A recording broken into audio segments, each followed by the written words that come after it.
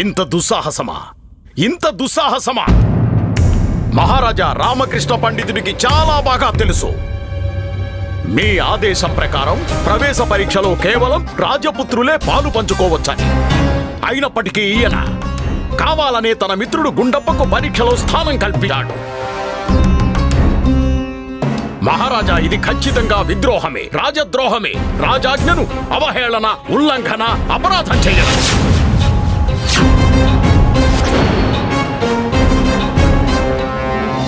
మహారాజా, ఈరోజు రామకృష్ణ పండితుడు కేవలం తన మిత్రుడు గుండప్పను రాజపుత్రుల ఎదురుగా నిలబెట్టాడు. రేపు తను మీ ఎదురుగానే నిలబెట్టొచ్చు. ఎల్లుండి ఈయన తన మిత్రుణ్ణి మీ సింహాసనం మీదే కూర్చోబెడతాడు.